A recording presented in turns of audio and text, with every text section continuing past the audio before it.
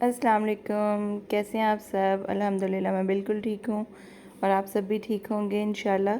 तो आज अच्छे से एक नए दिन की शुरुआत हो चुकी है सुबह के बच्चों के स्कूल के लंच से। और आज सिर्फ इशाल ही लेके जाने वाली थी, फ़्राइज़ से चाहिए थी, तो मैंने कहा चलो जल्दी से फ़्राइज़ बना देती हूँ मैं इशाल को।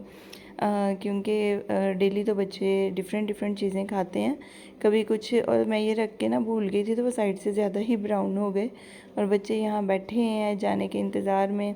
और फाइनली गुड बाय टाटा कहने का टाइम आ गया और बच्चे खैर से आज से चले गए थे। और इशाल फिर जाते कर रोज़ मुझे ऐसे करके दिखा के जाती है। और बच्चों के जाने के बाद ना ये जो आप बड़ी सी गट्ठर देख रहे हैं ना, ये आज मुझे वॉशिंग के लिए जाना था ऊपर। और ये लेमन बिल्कुल फ्रेश ना मेरे हस्बैंड के कोई फ्रेंड हैं, कुलीग हैं या पता नहीं कौन, वो लेके आए थे। तो बहुत ही अच्छे थे। लास्ट भी अभी तक मेरे घर ना वही चल रहे हैं और अब फिर से आ गए थे। और बस मैंने बच्चों के जाने के बाद ना छोटा मोटा बाहर से सामान उठाया क्योंकि वॉशिंग के लिए जाना था, तो इसलिए मेरी कोशिश थी कि मैं सुबह में ही सारी क्लीनिंग कर लूँ ताकि मैं घर के कामों से फ़ारिग हूँ। क्योंकि जिस दिन आपने लंबे कोई काम सोचे होते हैं ना, तो उसके लिए आपको अलहदा से टाइम करना पड़ता है, क्योंकि क्लीनिंग भी ज़रूरी है, कुकिंग भी ज़रूरी है, बच्चों का लंच डिनर सारा कुछ रेडी करना ही एक होम मेकर की रिस्पॉन्सिबिलिटी होती है, मदर की। एज अ मदर रिस्पॉन्सिबिलिटी होती है कि वो बच्चों को खाना टाइम पे प्रोवाइड करें। और बाकी काम तो आपके साथ साथ चलते ही रहते हैं और वो चलते ही रहेंगे तो बच्चों का खाना पीना तो नहीं रुकता। इसलिए मैंने ना सबसे पहले वॉशिंग पे जाने से पहले ना मैंने खाना रेडी किया, बच्चों को लंच करवाया स्कूल से आते ही। और आज मैंने जी दाल माश बनाई थी और ये मैंने छिलकों वाली मंगवाई थी और फ्राई पैन में ही बनाई थी, प्रेशर में नहीं बनाई थी, घुली घुली दाल बनती है तो ये ज़रा ना खड़ी खड़ी ही अच्छी लगती है। तो बस ये उसके बाद आ गए थे हम छत पे, घर नीचे के कामों से फ़ारिग होने के बाद, नीचे के कामों से, घर के कामों से।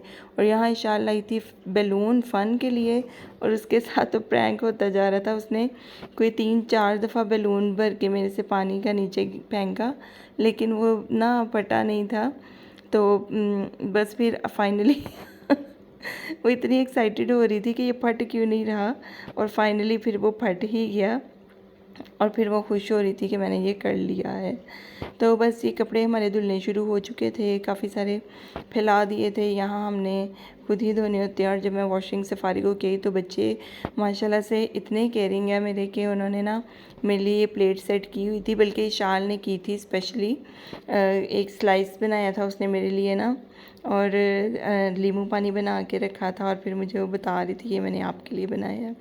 और बस बच्चे पढ़ रहे थे, वॉशिंग के बाद आ गई थी मैं नीचे जब ना, तो खा पी के थोड़ा रेस्ट करके ना, तो मैंने आज ना यहाँ ड्राइंग रूम के सोफ़ों के कवर उतार दिए थे, क्योंकि अब वेदर चेंज हो रहा है ना, तो लेकिन डस्ट तो अभी भी आती है, लेकिन अब पहले से कम आएगी, क्योंकि जैसे ही वेदर चेंज हो जाता है तो डस्ट कम हो जाती है, थोड़ी हवा में नमी आ जाती है। और मेरा ड्राइंग रूम इतना गंदा हो रहा था, ये सिर्फ मैंने कोई 3 से 4 दिन मैंने ड्राइंग रूम को हाथ नहीं लगाया और ड्राइंग रूम की ये हालत हो चुकी थी कि कुछ भी समझ नहीं आ रहा था कि मैं काम कहाँ से शुरू करूँ, कहाँ से क्लीनिंग शुरू की जाए।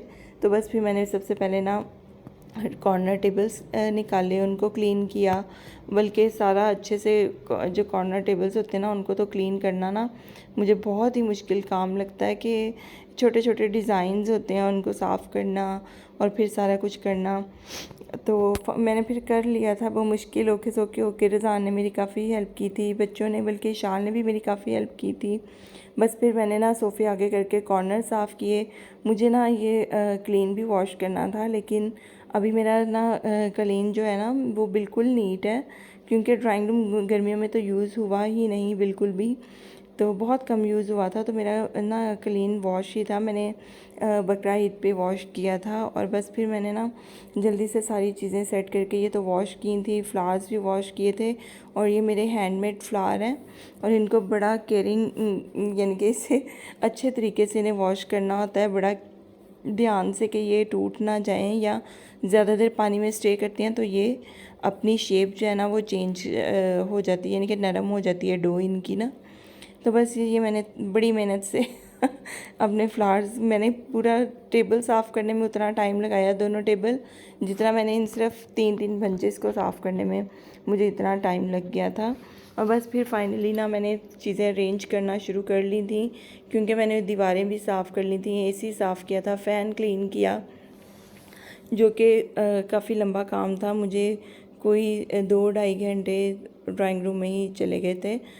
जब आप एक डीप क्लीनिंग शुरू करते हैं तो आपको पता ही नहीं चलता टाइम कहाँ से कहाँ चला जाता है और आपके काम ख़त्म नहीं होते। और फिर कोनों खुदरों से जब सफाई करनी हो ना, क्योंकि जब भी मैं ड्राइंग रूम क्लीन करती हूँ ना, तो मैं कारपेट उठाऊँ या ना उठाऊँ, तो लेकिन ना मैं फिर भी सोफ़े ज़रूर आगे करके ना पीछे से डस्टर ज़रूर फेरती हूँ, झाड़ू से जो डस्ट होती है थोड़ी बहुत वो निकाल देती हूँ।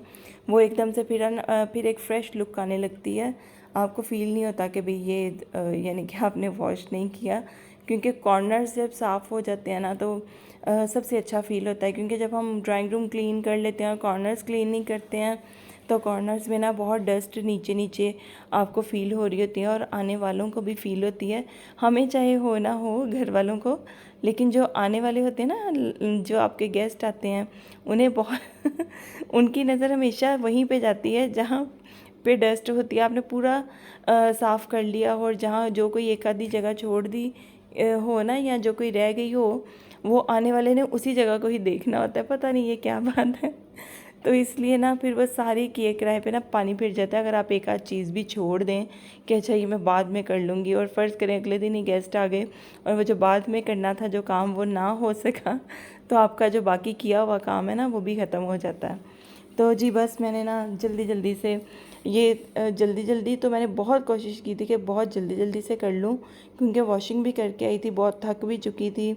तो मेरा प्लान तो नहीं था ड्राइंग रूम क्लीन करना, बस बाहर का ही क्लीन करना था। बस मैंने इस ड्राइंग रूम के सोफ़ों के जो कवर्स थे ना वो उतारे थे, और वो मैं वैसे चढ़ाती नहीं हूँ, बस मैं समर्स में जब ज़्यादा समर्स के 2-3 महीने होते हैं ना उनमें चढ़ा देती हूँ। क्योंकि विंडोज़ हैं तो पीछे से ना बहुत ज़्यादा डस्ट आती है, इतनी डस्ट आती है कि ड्राइंग रूम गर्मियों में तो यूज़ नहीं होता, एसी वाले रूम्स यूज़ होते हैं। इधर भी एसी है, कोई गेस्ट आए तो ऑब्वियसली एसी चलता ही है, लेकिन जब कोई नहीं होता तो हम वैसे ड्राइंग रूम सर्दियों में फिर भी थोड़ा बहुत यूज़ कर लेते हैं। हम यहाँ पे अपना मूवी टाइम थोड़ा बहुत कर लेते हैं, स्पेशली जब मैं अपने पूरे घर से रूम्स में से तंग आ जाती हूँ। आई मीन कि जब आप एक घर में रह रहे होते हैं, बाहर नहीं आना जाना होता है, घर में आप अपने सब जगहों पे वहीं लिविंग में टाइम स्पेंड कर लिया, बच्चों के साथ बेडरूम में चले गए सोने के लिए, किचन में रह लिया, तो मुझे ऐसे लगता है एक टाइम के बाद ना मैं थोड़ा फेडअप होने लग जाती हूँ अपनी रूटीन से, तो मुझे उसे चेंज करना होता है।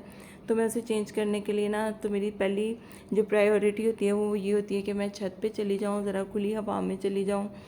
मुझे बाहर जाना शायद इतना अच्छा नहीं लगता जितना मुझे ऊपर जाके थोड़ा फ्रेश फील होता है। या तो वहाँ पार्क चले जाते हैं हम मॉर्निंग में, वो वाले दिन भी बड़े अच्छे गुजरते हैं जिन दिनों पार्क जाते हैं। तो अभी आजकल तो पार्क नहीं जा रहे हैं, लेकिन इंशाल्लाह जल्द जाना शुरू करेंगे। तो बस मैंने ना फिर होता है कि भाई मैं या तो छत पे चली जाऊँ, या फिर मैं अपना मूड चेंज करने के लिए ना ड्राइंग रूम में आके बैठ जाती हूँ। अपनी रात की चाय या शाम की चाय, बच्चे कुरान पाक पढ़ने जाते हैं और मैं वो वाला टाइम अपना ना यहाँ ड्राइंग रूम में स्पेंड कर लेती हूँ। और ये मेरा सेंटर टेबल है जो कि मुझे बहुत पसंद है, और ये ना पूरा शीशम वुड का है, लेकिन इसके हमने ना ये कारपेट के ऊपर ना इसके पाँव जो है ना वो फिक्स हो जाते हैं। तो बच्चे क्या करते हैं, ऐसे ही उसे घसीटने की कोशिश करते हैं, तो उसका वो ना एक दो जगह से उसका थोड़ा फ्रेम ऐसे जैसे थोड़ा अभी खुलने लगा था। लेकिन ये कि अब हम उसे काफ़ी अवॉइड करते हैं कि ये चीज़ें, और आजकल वैसे ही जितनी महंगाई हो चुकी है, ये चीज़ें बनाना बार बार आसान नहीं है। बस लेकिन मुझे बहुत पसंद है अपना टेबल जो भी है। अच्छा जी, सारी सफाई कर लें और आप अपना स्विच बोर्ड साफ़ ना करें। और ये मैंने पेंट करवाए थे कोई 2-2.5 महीने पहले। और ये एक ट्रिक है कि आपने जो स्विच होते हैं ना, आपको करंट लगने का ख़तरा हो, जैसे मुझे बहुत डर लगता है, तो मैं हेयर ब्रश पे कपड़ा लगा के उससे कर लेती हूँ, या किसी भी वुड के स्पून पे लगा के मैं कर लेती हूँ। तो जी आज का बहुत ही मेहनत वाला दिन मेरा ख़त्म होने पे आ रहा है। फाइनली मेरे ड्राइंग रूम की ये लुक है। आप मुझे देख के बताइएगा कैसी लगी। इसके साथ ही मुझे दें इजाज़त। दुआ में याद रखिएगा, अपना बहुत सारा ख्याल रखिएगा, अपना और अपने आसपास वालों का भी ख्याल रखिएगा। और मेरी वीडियो अच्छी लगी हो तो चैनल को सब्सक्राइब कर लीजिएगा, लाइक कर दीजिएगा। और इसके साथ ही मुझे दें इजाज़त, अपना बहुत सारा ख्याल रखिएगा। अल्लाह हाफ़िज़।